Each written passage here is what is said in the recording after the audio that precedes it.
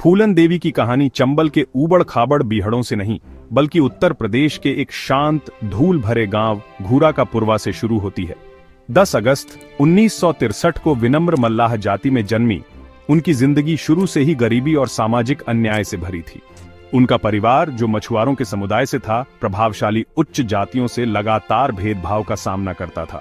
फूलन एक स्पिरिटेड बच्चा थी, अपने आसपास होने वाले अन्याय के खिलाफ बोलने से डरती नहीं थी। वह आसानी से झुकने वाली नहीं थी, एक ऐसा गुण जिसने उनके पूरे अस्तित्व को परिभाषित किया और उन्हें उस रास्ते पर धकेल दिया जिसकी किसी ने भी उनकी पृष्ठभूमि की लड़की के लिए कल्पना नहीं की थी। उनके शुरुआती साल गरिमा और अस्तित्व के लिए लगातार संघर्ष थे, एक ऐसी दुनिया में जो उन्हें चुप रखने के लिए डिजाइन की गई थी। उनके सामने आने वाले अन्याय सिर्फ सामाजिक नहीं थे, बल्कि बहुत पर्सनल और क्रूर थे। एक छोटी लड़की के रूप में उन्हें अपनी उम्र से बहुत बड़े आदमी से बाल विवाह करने के लिए मजबूर किया गया, एक दर्दनाक अनुभव जिसने उन्हें बहुत गहरा जख्म दिया। यह उनके खिलाफ वायोलेशंस की एक लंबी सीरीज की बस शुरुआत थी। असली टर्निंग पॉइंट तब आया जब उन्हें उनके अपने गांव में उच्च जाति के पुरुषों के एक समूह ने अगवा कर लिया और भयानक हिंसा का शिकार बनाया। यह क्रूरता का कोई रैंडम एक्ट नहीं था, यह उनकी अवहेलना के लिए उन्हें दंडित करने और क्रूर सामाजिक पदानुक्रम को लागू करने के लिए एक कैलकुलेटेड हमला था। जिस सिस्टम को उन्हें प्रोटेक्ट करना चाहिए था, पुलिस और गांव के अधिकारियों ने आंखें फेर लीं, उन्हें कोई जस्टिस और कोई रिड्रेस की उम्मीद नहीं दी। कानून और समाज द्वारा छोड़ दी गई। फूलन देवी को एहसास हुआ कि अगर उन्हें जस्टिस चाहिए तो उन्हें इसे खुद ही क्लेम करना होगा। उन्होंने जो दर्द और ह्यूमिलिएशन सहा, उससे उनकी हिम्मत नहीं टूटी। इसके बजाय इसने उनके अंदर एक आग जला दी। इसी आग ने उन्हें चंबल घाटी के ट्रेचरस रेविन्स तक पहुंचाया, एक ऐसी जगह जो डकैतों और आउटलॉज के लिए जानी जाती थी। उन्होंने यह जिंदगी क्राइम की इच्छा से नहीं चुनी, बल्कि उन ऑप्रेसिव फोर्सेस के खिलाफ लड़ने की डेस्परेट जरूरत से चुनी थी, जिन्होंने उन्हें तबाह करने की कोशिश की थी। एक विक्टिम से एक रेबल में उनका ट्रांसफॉर्मेशन सीधे तौर पर एक ऐसे समाज का नतीजा था जिसने हर मोड़ पर उन्हें फेल किया था। उन्हें कोई और ऑप्शन नहीं छोड़ा था। उनके जीवन का यह शुरुआती चैप्टर ह्यूमन स्पिरिट के कुचले जाने से इनकार करने का एक पावरफुल टेस्टमेंट है। फूलन का बैंडिट्स की दुनिया में सफर जाति और लिंग के अन्याय के खिलाफ युद्ध की घोषणा थी, जिसने उन्हें जन्म से परेशान किया था। वह एक जवान औरत थीं जिन्हें बिल्कुल हद तक धकेल दिया गया था।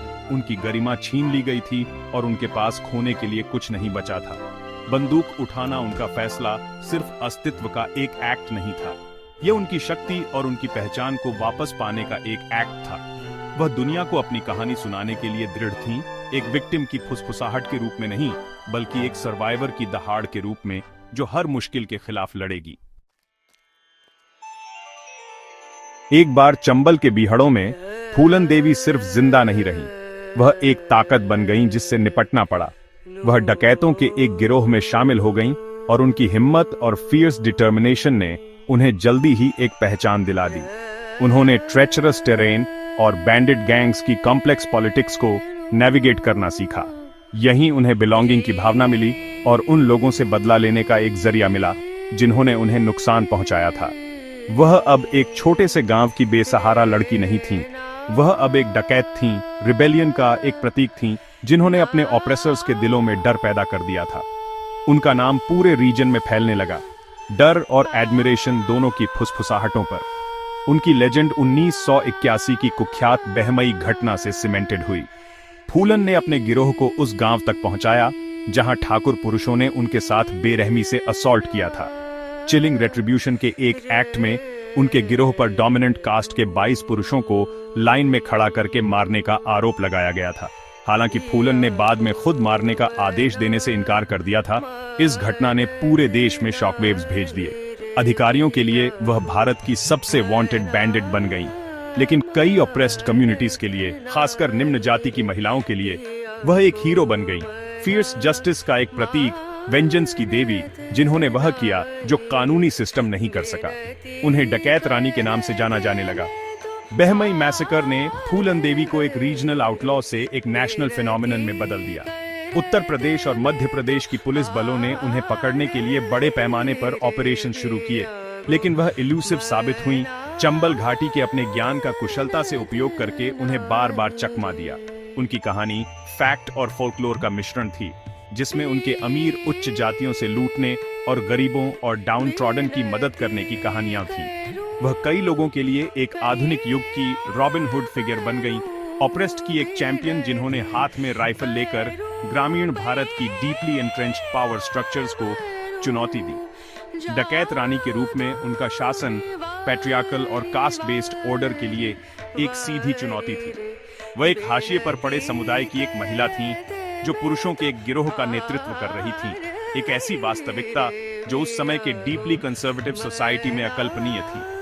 उन्होंने दिखाया कि शक्ति सिर्फ पुरुषों या उच्च जातियों की नहीं थी।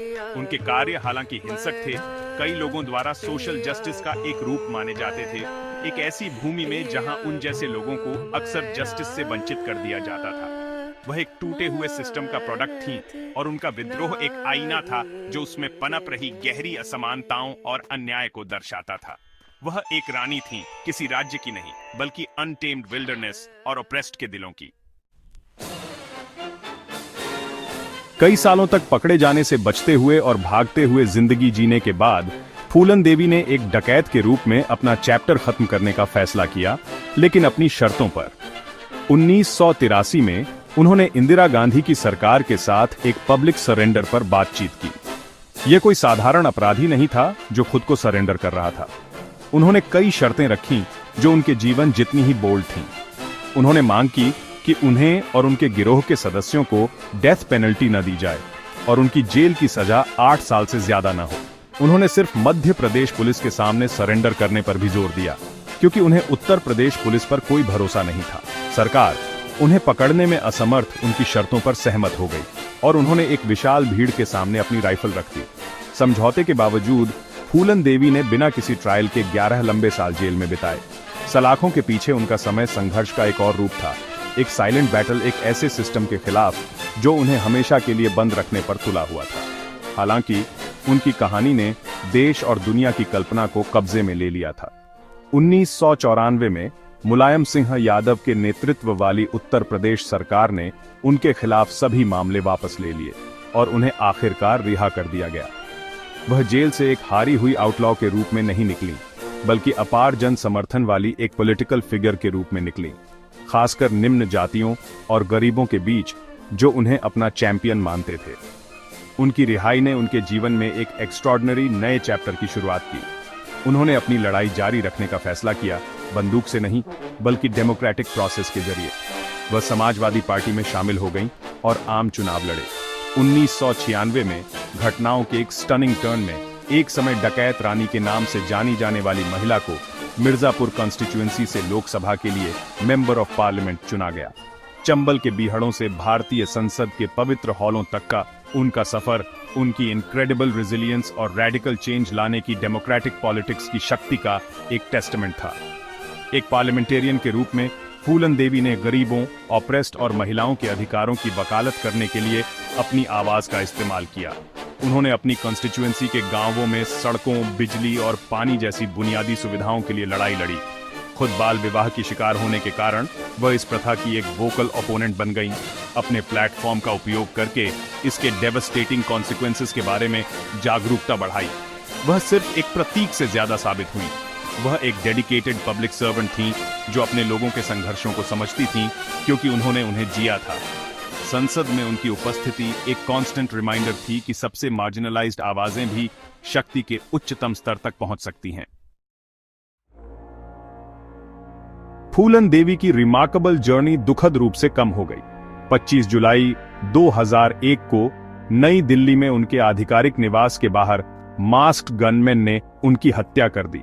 अपनी मृत्यु के समय वह एक सिटिंग मेंबर ऑफ पार्लियामेंट थीं। हत्या की जिम्मेदारी लेने वाले व्यक्ति शेर सिंह राणा ने कहा कि वह बहमई मैसेकर का बदला ले रहे थे, उनकी कहानी को एक अंतिम क्रूर हिंसा के एक्ट में पूरा कर रहे थे। उनकी मृत्यु ने पूरे देश में शॉकवेव्स भेजे। भारत की सबसे आइकॉनिक और कंट्रोवर्शियल फिगर्स में से एक का जीवन समाप्त कर दिया। जिस महिला ने इतनी हिंसा से बची थी, वह अंततः इसका शिकार हो गईं। एक कॉम्प्लेक्स और इंड्यूरिंग लेगेसी छोड़ गईं। आज फूलन देवी को कई अलग अलग तरीकों से याद किया जाता है। कुछ के लिए वह एक रूथलेस डेकॉइट और एक क्रिमिनल बनी हुई हैं।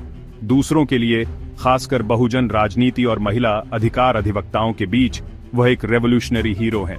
उन्हें जाति और पितृसत्ता के अत्याचार के खिलाफ प्रतिरोध का एक पावरफुल सिंबल माना जाता है। उनकी जीवन कहानी शेखर कपूर की बैंडिट क्वीन जैसी किताबों और फिल्मों में अमर हो गई है। बहस को उकसाती रहती है और इंस्पायर करती है। वह एक ऐसी महिला के फ्यूरी को रिप्रेजेंट करती हैं जिसने एक साइलेंट विक्टिम बनने से इनकार कर दिया और एक अन्यायपूर्ण दुनिया के खिलाफ लड़ने का फैसला किया, जो भी साधन उनके पास थे। उनकी विरासत सिंपल हीरोइज्म या विलेनी की नहीं है। यह सफरिंग और रिबेलियन की आग में गढ़ी गई एक कॉम्प्लेक्स नैरेटिव है। यह हमें हमारे समाज के बारे में असहज सच्चाइयों का सामना करने के लिए मजबूर करती है। जातिगत भेदभाव की गहरी प्रकृति, महिलाओं की भेद्यता और हमारी न्याय प्रणाली की विफलताओं के बारे में। उनका जीवन एक मुश्किल सवाल पूछता है, क्या होता है जब कानून के रखवाले मासूमों की रक्षा करने में विफल रहते हैं? फूलन देवी का जवाब था कि वह अपनी गार्डियन, अपनी जस्टिस की डिस्पेंसर बने। उनका रास्ता हिंसक और कंट्रोवर्शियल था, लेकिन यह एक ऐसा रास्ता था जिस पर उन्हें मजबूर किया गया था। अंत में फूलन देवी की कहानी अस्तित्व, साहस और गरिमा की रिलेंटलेस परस्यूट की एक प्रोफाउंड टेल है।